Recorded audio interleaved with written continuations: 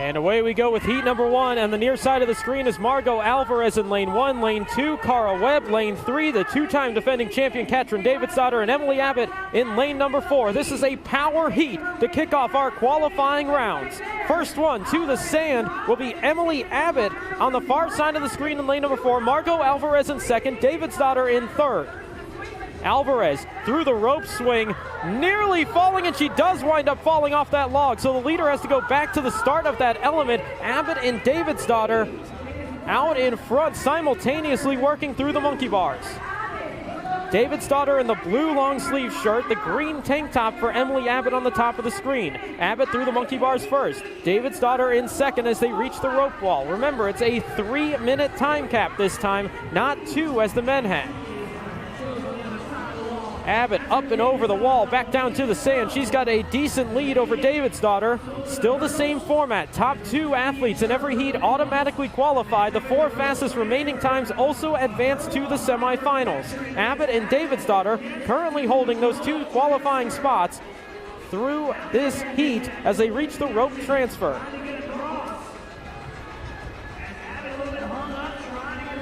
Abbott trying to get that momentum maintained throughout. She will get to the wall and back onto the hop logs. Abbott and Davidsdottir have been 1 and 2 since the rope swing, and they continue to hold those top 2 positions as they reach the caving ladder, the final element here on the O course. Davidsdottir looking a little bit quicker on the ladder. Her and Abbott up onto the platform nearly simultaneously. The heat win goes to Davidsdottir. Second place to Emily Abbott. They'll both advance to the semifinals. Yeah, now the issue is like they were the top 2 because they didn't have any mistakes. Alvarez and Webb both had missteps along the course. Webb had 2 of them, 1 on the rope swing and 1 on the rope transfers. Cara Webb in just under the 2-minute mark, or just over the 2-minute mark, excuse me, 2:04.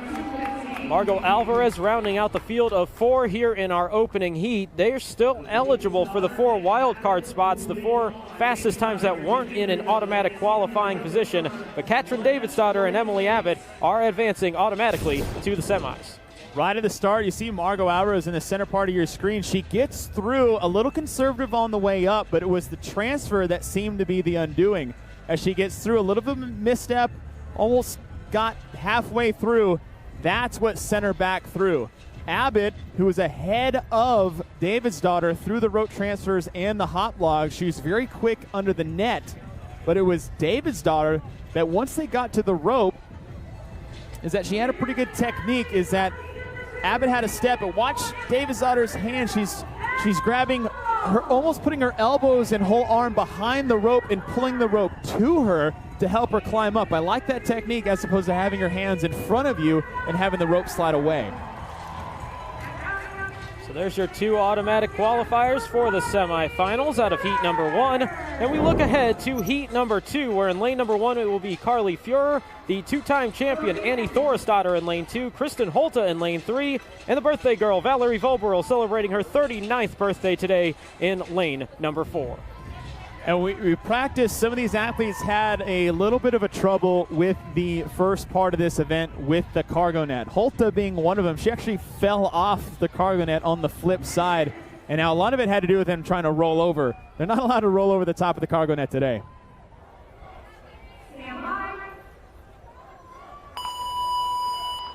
Away we go with heat number 2 of 8 for women in the field. The top 2 will automatically advance. First one to the top of the cargo net is Carly Fuhrer on the near side of the screen, but a slow transition making her way over the top. And that will give the early lead to Kristen Holta in lane number 3. Holta in the long sleeve shirt in lane 3, just ahead of Annie Thorisdottir in the yellow tank top lane 2.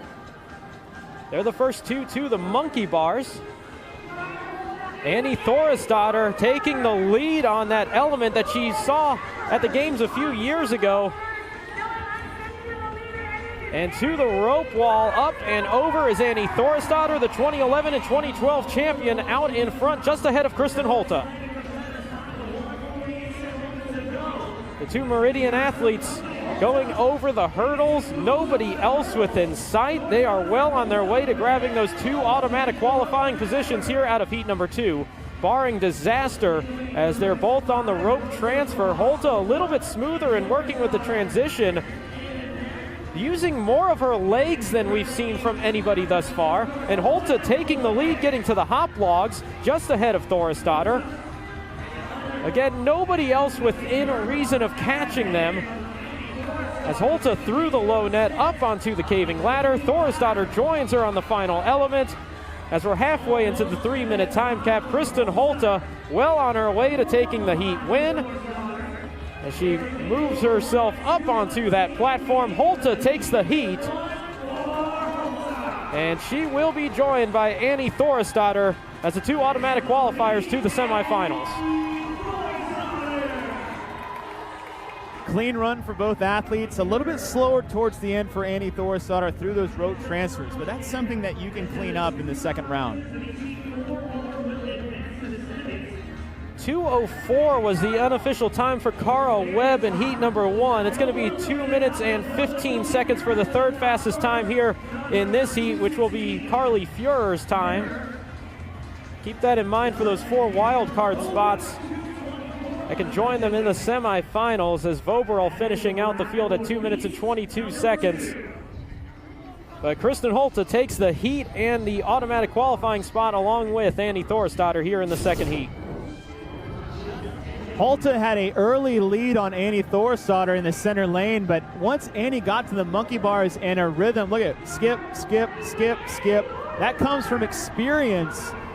Over the years, she's had events with monkey bars, she's had events with oak horses.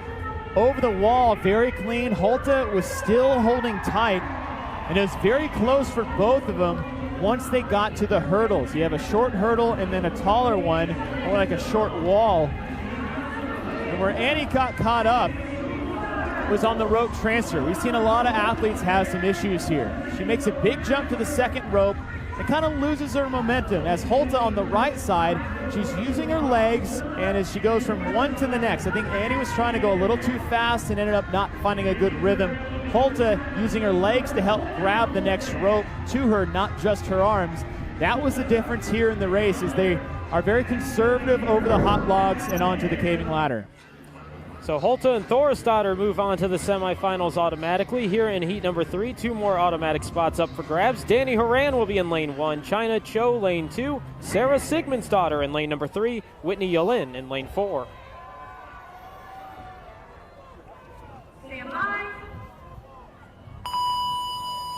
Heat 3 of 8 underway, starting with the cargo net.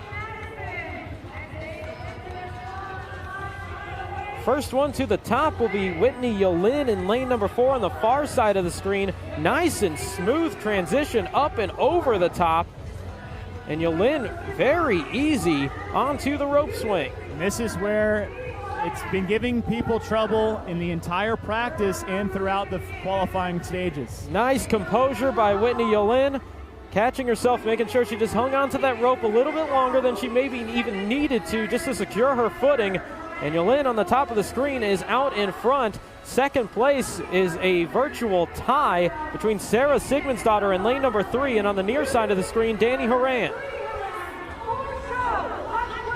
Three-way race going up the rope wall, with China Cho not far behind either. All 4 athletes within about a second or 2 of each other, up and over that rope wall to the hurdles, where Sarah Sigmundsdottir has grabbed the lead for the first time in this heat. Cho might be able to make a push here on the rope transfers versus the other 2 athletes. Sigmundsdottir getting stuck about the midway point on the rope transfer. Horan is closing in. Here comes China Cho with a big jump to the second rope, but she'll slip and hit the sand and have to go back to the start of that element. Sarah Sigmundsdottir continuing to lead the way just ahead of Danny Horan, as Whitney Yulin is starting to fade. Horan has to go back. She did not touch the first step. You have to touch the first and last log. Sigmundsdottir struggles. She has to go back to the start of that element for missing the last step. Horan, Cho, Sigmundsdottir, Yulin, all within a couple of seconds of each other as they get to the low net. They're all onto the caving ladder. Only 2 will grab an automatic transfer spot. The rest will have to hope that they can get a wild card spot. Here we go up the ladder. Sigmundsdottir, Cho, Horan, top of the screen to near side. Danny Horan, the first one to touch the platform. They all come up onto the platform simultaneously. Horan takes the number 1 spot. I am not sure who got that second spot. We'll have to go to the chip timer between China Cho and Sarah Sigmundsdottir, but a brilliant move by Danny Horan to secure that number 1 spot and guarantee herself a place in the semifinals. What's the biggest thing we've seen athletes have an issue with at the top of this rope? It's how to get on top of the platform. I think Danny Horan just changed the game for the following heats.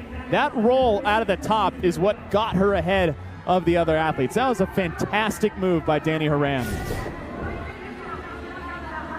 And once he came over the wall, it looked like Sarah Sigmundsdottir was clearly ahead of the rest of the fields. Horan in the bottom part of your screen having some issues over the mid-short walls, but Sigmundsdottir kind of got herself caught up in the rope. Horan herself jumped in. I thought China Cho was going to make a move here since she's so good at rope climbs and legless rope climbs. She actually ends up falling, has to go back to the start. Sigmundsdottir is well ahead. Danny Horan gets no rep, not because of the first step, but she missed the rope that's in front of it. You can see it here in the front part of that. There's another one in the front. She gets no rep again. You have to start from behind the rope in the sand and hit the first peg. Virtual tie across the top. Danny Horan is on the left side of your screen. But all athletes get their hands on top at the same time. Horan on the left side rolls out of it to the finish line. That is a savvy move. Absolute incredible heat. We're still going to try to figure out who got that second automatic spot, but while we try to figure that out, let's look ahead to heat number 4, and it's our first time to see a full field of 5. Alethea Boone in lane 1, Caroline Reason-Thibault in lane 2, Tennille Reed-Berline lane 3, Mackenzie Riley lane 5, Casey Campbell lane 5. So heat 4 underway. Same thing, despite having one extra athlete this time, it's the top 2 automatically qualify for the semifinals. Alethea Boone, the first one over the top of the cargo net. When you think about all these elements, upper body, rope, odd object, pulling, hanging onto, Alethea Boone is one of those athletes that handles these type of movements very well. But the height might be coming into play on that rope swing as she had to stretch to try to get onto that last log, and she'll have to go back to the start and suddenly finds herself in last place. What I like about Tennille Reed is she's probably one of the most all-around diverse athletes in the entire field. There's nothing on this course or anything really across the events here at the games that's going to throw her for a loop. She's good at some things and not at others, but Tennille Reed had a phenomenal practice round when they did this the other day. I'm not surprised to see her up at the front.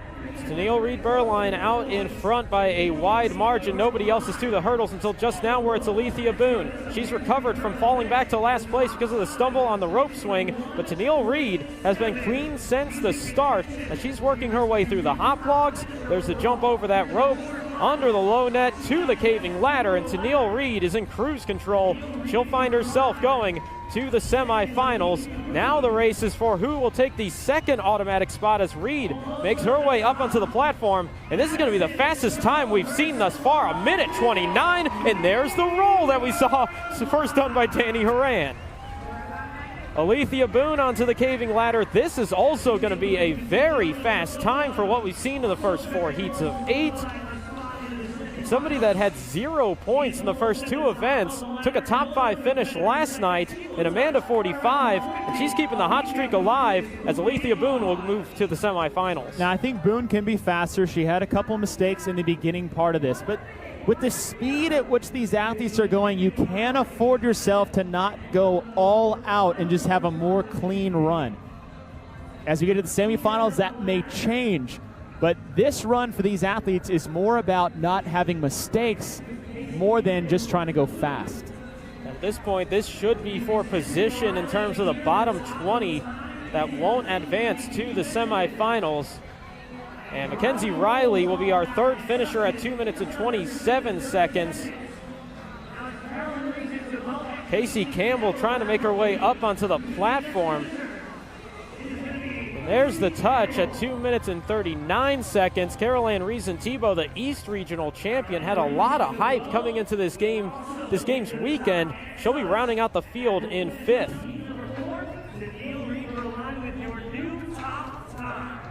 So Tennille Reed-Berline, not just the fastest in this heat, but the fastest we've seen overall here in heat number 4, the winner. Boone was over the cargo net first, but it was that misstep here on the rope swing. We've seen it all morning long. We're going to see it after the couple heats here. I'd like to see Boone clean that up into the semifinal rounds.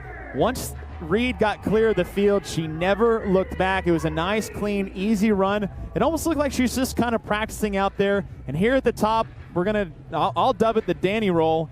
And as she learns the quickest way to get from the platform to the finishing peg, Tennille Reed-Berline. Second half of our qualifying round starts with heat number 5. We'll have 5 athletes. Kirsten Pedri, lane 1. Emily Bridgers, lane 2. Christy Aramo, lane 3. Lauren Fisher in lane 4. And Jessica Coughlin in lane number 5. And Christy, in the practice run, if you looked at Dave Castro's Instagram, as she took a tumble off the top of that cargo net. She got very lucky in practice. Top 2 advance to the semifinals. The remaining 4 fastest times also advance from those that were not in the top 2. Bubble athlete unofficially is Carly Fuhrer at 2:16, so keep that time in your mind as we work through the cargo net. And this is a very close race between all 5 as they reach the rope swing. For more on this element, we go to Amanda Krenz. This is the element that athletes are saying is the most difficult because it's tricky. They want to run and launch themselves onto the rope. They can't do that, though. According to Jessica Griffith, one of the female athletes, she said the physics are sort of weird. You have to sort of lean into the rope and get just the right swing. But both men and females say this is the hardest part. Thank you, Amanda. And we were concerned about some of the shorter athletes when it comes to the rope swing. The shortest athlete in the field here in this heat is Emily Bridgers. And guess who's out in front going over the rope wall? It is Bridgers. She's working her way through the hurdles. And the former University of Georgia gymnast making quick work there onto the rope transfer with a significant lead over Christy Aramo in second place. Nobody else within sight of these two. Bridgers in the light gray shirt, Aramo in purple, looking well in position to be taking the 2 automatic qualifying spots as we're at the halfway point in this 3-minute time cap heat. Bridgers to the caving ladder. Aramo will be right behind her.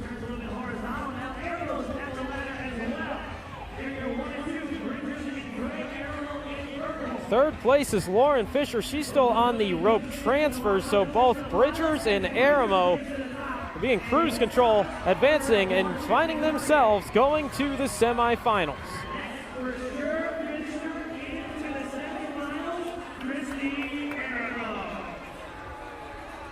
Remember that bubble time unofficially 2 minutes and 16 seconds.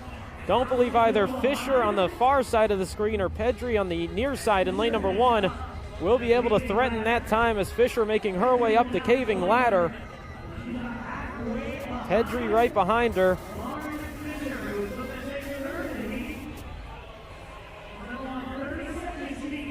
Pedri, one of 3 women in the field that qualified for this competition this weekend in the Masters side of things, and then outright qualified in the Open division as well. And Pedri will make the touch of the chess piece at 2 minutes and 40 seconds, right behind Fisher, who takes third in the heat.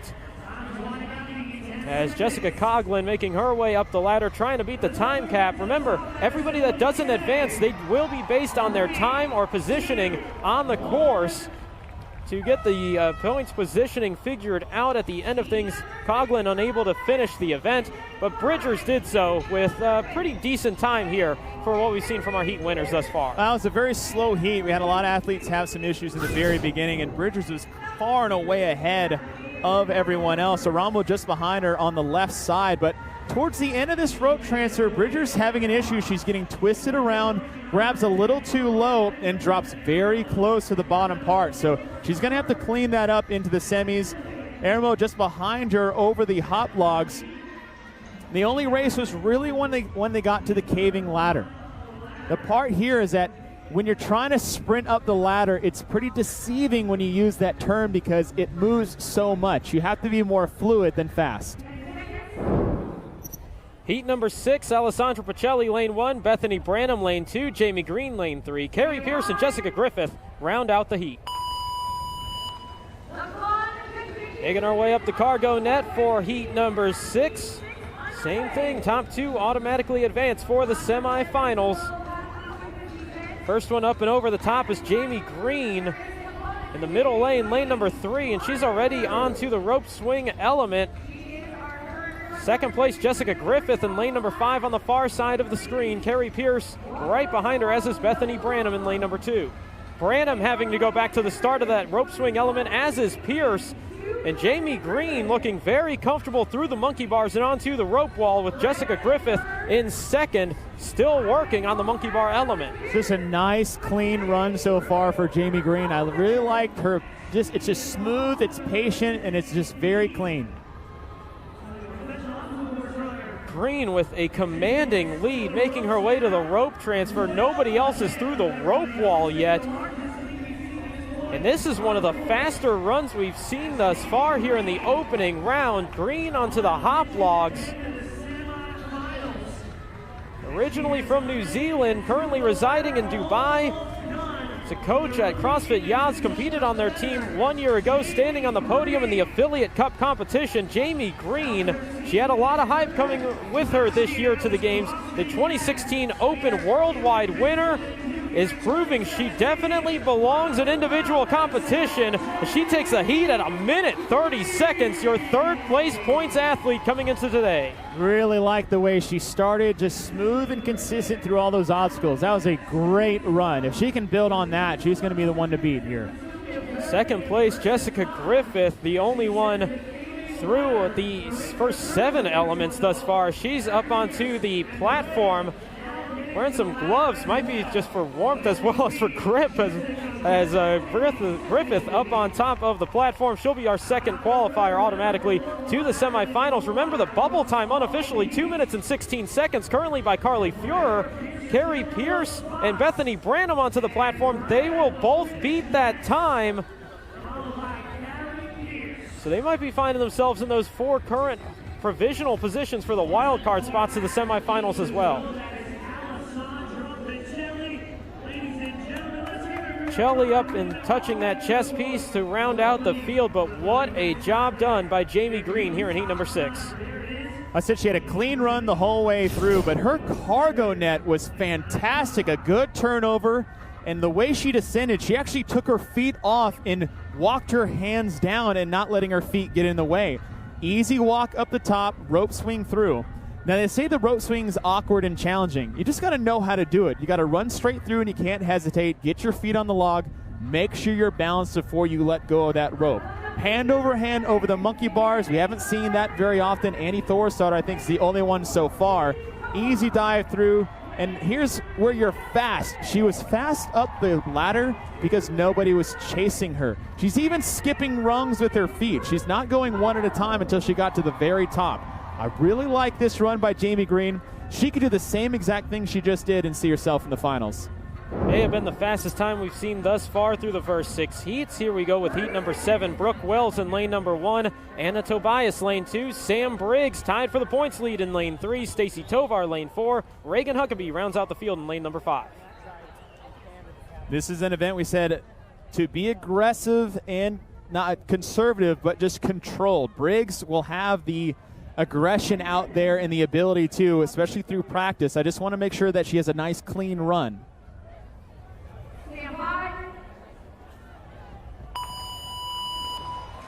Briggs currently in second place in points positioning by a tie break, but you got to get to the semifinals or else you're going to take a huge hit in any point standing, as this field working through the cargo net. First one up and over the top is Anna Tobias in lane number 2. Well, that's good to see because she took a spill off that cargo net during practice. Little instability getting started on the rope swing for Tobias in the light gray tank top. That opens the window for Brooke Wells. They both stumble on the rope swing, but Tobias with the composure to save herself on it. And she's the only one to get through that element clean thus far. Briggs will now move into second place in the yellow tank top, but Anna Tobias with just daylight in front of her at this point. Now, when you're in the lead, especially in just the beginning rounds, you need to be very cautious of how you get through the next obstacles. Practice something new here. You can look over your shoulder. No one's got over the wall yet. You're good to go. Don't come off the ropes. Don't trip and fall on your face over the walls like we saw Vellner did earlier. But maybe you should, because he ended up winning the event altogether. Here's where most of these athletes will have trouble on these rope transfers, because they reach, some of them will drop 6 inches per rope, a little bit lower and a little bit lower. You got to grab high. Reach up, maybe kind of kip and pull yourself a little bit higher to the next rope so you don't find yourself falling down on the rope transfers closer to the sand. Tobias under the low net, making her way to the ladder. You saw Sam Briggs working on the rope transfer. She's trying to hold off Reagan Huckabee in the battle for the second automatic qualifying position. And the only person to have a decently smooth run here in heat number 7 will be Anna Tobias, as she will find herself automatically qualifying for the semifinals with a Heat 7 win.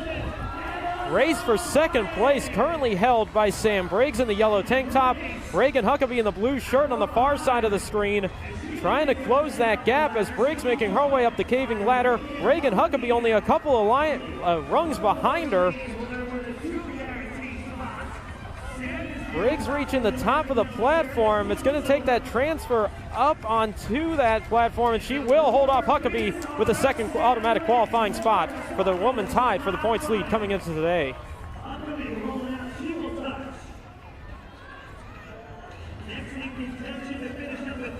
Don't believe any other times will be a factor in terms of the wild card spots. Stacy Tovar will be our 4th finisher. And a rough competition for Brooke Wells continues here. She's going to be rounding out the field here in Heat 7. Well, not a lot of these events at the start are really events that play to her strength. She's gotten better at a lot of this stuff, but the level at which some of these athletes are when you come to these longer distance ones, high volume muscle ups, sure, her event's coming up. Don't worry, her event's coming up after this. She will be one of the few time capped thus far here in our opening round. You can see the look on her face. She knows that she's in trouble when it comes to the point standings at this point. But Anna Tobias, winner here in heat number 7, her and Sam Briggs will advance to the semis. Said it had the cargo net and the row swing. Tobias is in the white tank, had a little misstep very early. Brooke Wells below her was in contention, but she missed it here. Tobias was able to hang on. She was the only one not to come off or get no repped on this rope swing. So we have the cargo net that's an issue, but it is this rope swing that is proving the difference between qualifying or not qualifying.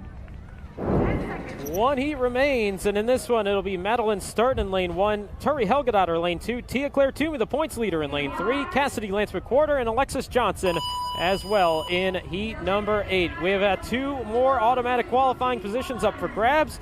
Those 4 wild card spots, unofficially Cara Webb should find herself using one of those to qualify, with only 3 others that can be a factor here as we start our last heat. First one down to the ground in lane number 4 is Cassidy Lance McQuarter. And she is through the rope swing. Nope, gonna have to go back and try to kick her way through. A nice recovery by Cassidy Lance McQuarter. She will hold on to the lead just ahead of Tia Toomey in the white points leader jersey. I like the hand over hand that Cassidy's doing. Toomey's doing more of that, kind of trying to get some momentum and swinging through. It takes longer. You can move more rungs, but it just takes longer to do. Cassidy Lance McQuarter in first. Tia Toomey in second. In terms of those wild card times, the current bubble time unofficially is 2:16. We're having to go to the official timing between Carly Fuhrer and Carrie Pierce on who's got that bubble spot. But Cassidy Lance McQuarter and Tia Claire Toomey want nothing to do with those wild card spots. They want those 2 automatic qualifying positions and are well within reason of having them at the end of this heat. I like the jump by Tia Claire Toomey on the start of this, and see how high she's keeping herself on the rope transfers. That's to avoid any type of misstep when it comes to sliding down and touching the sand. Lance McQuarter under the low net. Tia Claire Toomey right behind her. They'll both reach the caving ladder. Nobody else is through the rope transfer. So it will be an easy run into these semifinals for both Cassidy Lance McQuarter and the points leader after the opening day of competition, Tia Claire Toomey. Lance had one of the fastest beginning portions of this ladder. She was swinging all over the place because it's not attached to the ground. She only had a little bit of trouble getting on top of the platform. About 20 seconds until that unofficial time of 2:16 for the bubble athletes, and Turi Helgadottir is within reason of catching that time. She's going to have to get onto that platform pretty quick, though, in lane number 2. And Turi Helgadottir will make the touch at 2 minutes and 12 seconds, and she should have one of those 4 wild card spots to move into the semifinals as well. Maddie Sturt on the near side of the screen, and Alexis Johnson on the top side of the screen in the battle for 4th. Give the position to Alexis Johnson. Maddie Sturt rounding out the field at 2 minutes, 30 seconds unofficially. Turi Helgadottir wasn't one of the top 2, but it looks like she'll be moving on as well. For that heat, it was Cassidy Lance McWhorter, Tia-Clair Toomey that just had a very smooth job through heat number 8. Once they got to the rote transfers, it was just really up to Tia-Clair Toomey and Cassidy Lance McWhorter. And as they get to the hot blocks, when you're this far ahead, this is kind of an opportunity, if you're looking around, is where can I take some chances? Where can I make up some time? Cassidy will hit the ladder hard, but she's very quick through the bottom portion of this, able to plant her feet and move her hands.